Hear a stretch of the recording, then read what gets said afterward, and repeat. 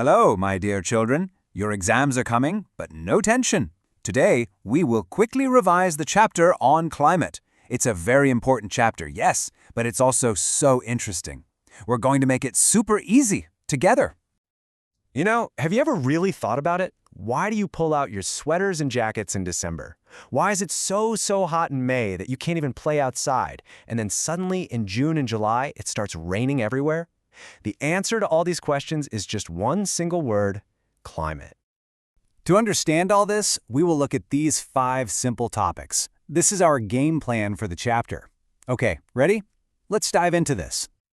Okay, first things first. To score full marks, you have to get the basics right. So let's start with the most simple question.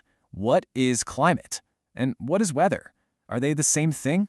Now, so many students get confused between weather and climate, but it's really very simple. Look, weather is what's happening outside right now. Is it sunny? Is it cloudy? It can change in a few hours. But climate is the average weather of a place for a very long time, like more than 30 years. Here's an easy way to remember. Weather is what you get today. Climate is what you expect to get in a season. Got it? Now for the most important word of this whole chapter, monsoon. India has a monsoon type of climate, and this word, it comes from an Arabic word, mausam, which simply means season. But for us, it means the complete U-turn of the winds during the year. The winds literally change their direction. Just remember mausam for monsoon, and you'll remember season. So, what decides our climate? Who is in charge? Well, you can think of them as the big bosses of weather. These are the main factors that control the climate of any place, especially our India. So here they are, the 6 big bosses. We have latitude, altitude, pressure and wind systems, distance from the sea, ocean currents, and relief features. Now, all of them are important, but for India, the first 3 are the super-duper important ones. They are the real game changers for us. And speaking of altitude, let's talk about our country's big bodyguard, the Himalayas. They stand tall like a big chowkidar, or a guard, and they block all the freezing cold winds coming from Central Asia. Because of the Himalayas, our winters are not so harsh. We should be very thankful for them. Okay, now let's talk about the main seasons. We'll start with the 2 opposite ones, the cold, dry winter and the super hot summer. It's really like a tale of 2 completely different weathers, isn't it? So what happens in winter? Well, the winds blow from the land to the sea. And because they come from the land, they are dry. That's why winters are mostly dry. But wait, there's a small exception.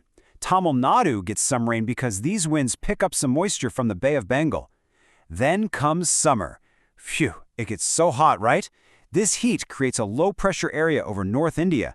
Think of it like a giant vacuum cleaner that's getting ready to suck in all the rain clouds. Okay, everyone, listen carefully. Exam alert. This is a 1-mark question that comes almost every year. What is the Loo? I'm sure all my children in North India know this answer very well. So the Loo are these very strong, very hot, and very dry winds that blow in the summer over North India. I'm sure your mummy has told you, don't go out, the Loo will get you. She's right, it can be very dangerous. All right, so after all that heat in the Loo, what is the one thing the whole country is waiting for? The rains. Yes, let's now talk about the most magical part, the monsoon, the arrival and the return of the rain. Now, look at this map. Remember that low-pressure vacuum cleaner we talked about? Well, it's now switched on. It starts pulling all the moisture-filled winds from the sea. These are the southwest monsoon winds. They hit the Kerala coast around the 1st of June, and then slowly, they cover the entire country by July. This is the advancing monsoon. So after all the rain, the monsoon has to go back, right? This is called the retreating monsoon. Look at the map again. The winds start leaving from North India around September.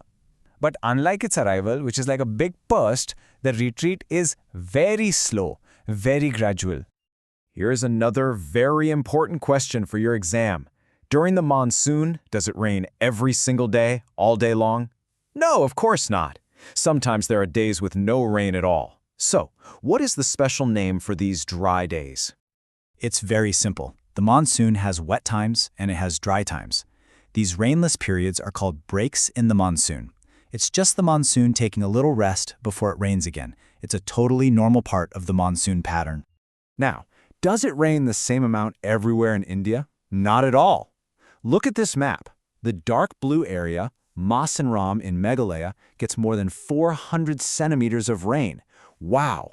But now look at the other side. In Rajasthan, they get less than 60 centimeters. See? The monsoon gives rain to everyone, but not equally. Finally, let's understand why the monsoon is more than just rain for us. It's something that connects the whole country together. This is a very important long-answer question, Beta, so pay close attention. Think about it. Our farmers wait for the monsoon to plant their crops. Our entire agricultural calendar depends on it. The rivers get filled with water, giving life to everyone. So many of our festivals are connected to the monsoon. And you know, whether you are in a small village or a big city, everyone is looking at the sky in June, waiting for those first drops of rain. It really is a unifying bond for all of us. Your textbook says it so beautifully. Year after year, people of India, from north to south and from east to west, eagerly await the arrival of the monsoon. This one line perfectly explains how important the monsoon is for every single one of us. And that's our quick revision. See, it wasn't so difficult. Just remember the main points, understand the wind directions, and you will do great. All the very best for your exams, my dear children. You will be fantastic.